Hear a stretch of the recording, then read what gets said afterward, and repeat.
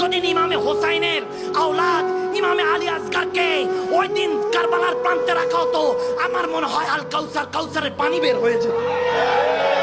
যদি জমজমের পানি, যেটা আজ পর্যন্ত এখন আমাদের শেফা দিচ্ছে, ঈমান আকীদা পোক্ত করুন। মুসলমান আহলে বায়াতের মহব্বত, আদব, ইশক, এটার জন্যই কুল কায়নাত সৃষ্টি করা হয়েছে।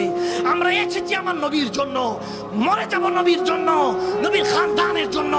আর সেই খানদান যারা এই উম্মতের জন্য কেঁদেছেন, যখন আম্মা জানরা বলতেছে ইয়া হোসাইন, আপনি ছোট 6 মাসের বাচ্চাকে নিয়ে যান, বাচ্চাদের দিকে তাকিয়ে হয়তো পানি দিয়ে দিবে।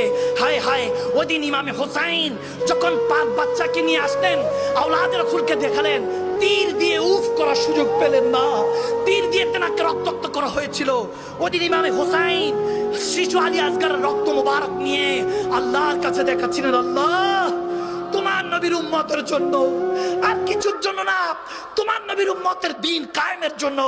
আরে পুছতে हो ইসমাইল জবিউল্লাহ को আল্লাহ ने बचा ली।